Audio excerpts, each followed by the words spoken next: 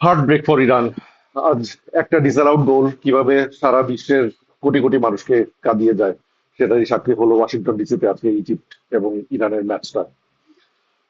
Just fraction of A millimetre বুটের ডগাটা offside পজিশনে থাকার কারণে গোলটা ডিসঅ্যালাউড হলো। এই গোলটা যদি হয়ে যেত ইরান গ্রুপ রানার্স আপ হিসাবে থ্রু করে যেত নেক্সট স্টেজে, নকআউট স্টেজে। আহ সেটা হয়নি। রুল ইজ রুল, কিছু করার নাই, ব্যাড লাক ফর ইরান। কিন্তু এখনো আশা হারিয়ে যায়নি। আহ, ইরানের এখনো নেক্সট স্টেজে যাওয়ার, রাউন্ড অফ 32 তে যাওয়ার পথটা এখনো খোলা আছে। সেটা কিভাবে, সেটা নিয়েই এই আলোচনা। আগে আমাদের জানা দরকার সিস্টেমটা কিভাবে কাজ করে।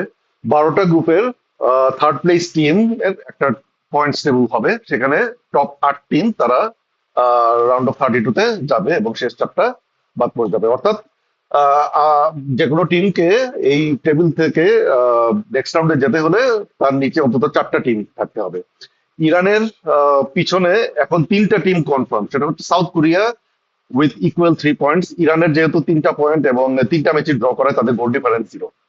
সাউথ কোরিয়ার আছে 3টা পয়েন্ট, কিন্তু সাউথ কোরিয়ার গোল ডিফারেন্স নেগেটিভ। আছে স্কটল্যান্ড, স্কটল্যান্ডেরও গোল ডিফারেন্স নেগেটিভ 0.3। আর উরুগুয়ে আছে, উরুগুয়ের পয়েন্টই 2। সো এই 3টা টিম অলরেডি ইরানের পিছনে আছে। আর একটা টিম প্রয়োজন এই ইরানকে যেতে হলে, তাহলে তার পিছনে 4টা টিম থাকবে। তো আজকে 3টা গ্রুপের 3টা খেলা আছে। সেই 3টা গ্রুপের যে 3টা ম্যাচের যে কোনো একটা ইরানের ফেভারে গেলেই ইরান থ্রু করে যাবে। সেটা কিভাবে? প্রথম ম্যাচ 3টার সময় মিট করবে গানা ভার্সাস ক্রোয়েশিয়া। এখানে গানা যদি জিতে যায়, অর্থাৎ এটার আর কোনো অল্টারনেটিভ নেই, গানাকে জিততেই হবে। গানা জিতলে ক্রোয়েশিয়ার পয়েন্ট এখন আছে 3, সেটা 3ই থাকবে এবং অলরেডি তাদের গোল ডিফারেন্স নেগেটিভ। সো সেটা ইরানের সমান 0 হওয়ার কোনো স্কোপ নেই। তো এটা যদি না হয়, যদি ক্রোয়েশিয়া ড্র করে ফেলে বা জিতে যায়, সেক্ষেত্রে ইরানকে তারা টপকে যাবে।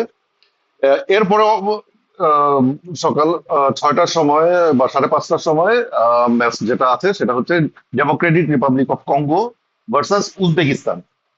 সেই ম্যাচে কঙ্গো যদি না জেতে, তাহলে ইরান থ্রু করে যাবে। কঙ্গোর এখন পয়েন্ট আছে 1। তারা এই ম্যাচের যদি ড্র করে, তাহলে তাদের পয়েন্ট হবে 2, অর্থাৎ পয়েন্টে ইরানের পিছনে থাকবে। তাহলে ইরানের পথটা খোলা থাকবে। তবে হ্যাঁ, এখানে উজবেকিস্তান যদি আবার জিতে যায়, সেক্ষেত্রে উজবেকিস্তানের পয়েন্ট হবে ইরানের সমান 3, কিন্তু উজবেকিস্তানের অলরেডি গোল ডিফারেন্স -7। সো ইরানের সমান তাদের গোল ডিফারেন্স 0-তে আনতে হলে অ্যাটলিস্ট 7 গোলের ব্যবধানে জিততে হবে। So you can rule that out.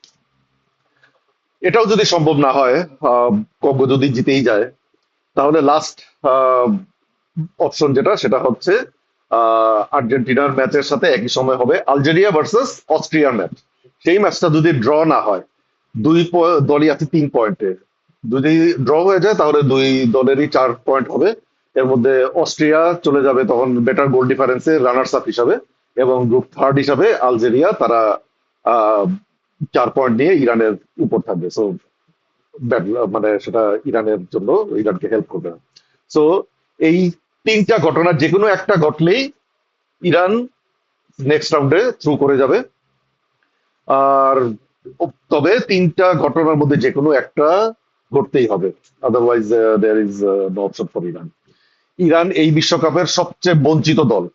পুরো বিশ্বের সমর্থন তারা আহ, এই বঞ্চনার কারণেই পেয়েছে। জিওপলিটিক্স এর ইস্যুটা বাদই দিলাম, জাস্ট এই যে অর্গানাইজারদের কাছ থেকে তারা যে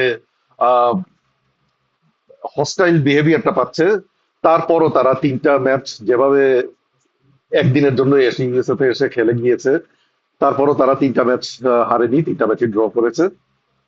সো ওয়ার্ল্ডের বেশিরভাগ মানুষই, আমি মনে করি, তারা চায় ইরান যেন নেক্সট রাউন্ডে যায়। So let's keep our fingers crossed. আপনারা সবাই ইরানের জন্য প্রার্থনা করুন। We love you Iran. Thank you, ধন্যবাদ।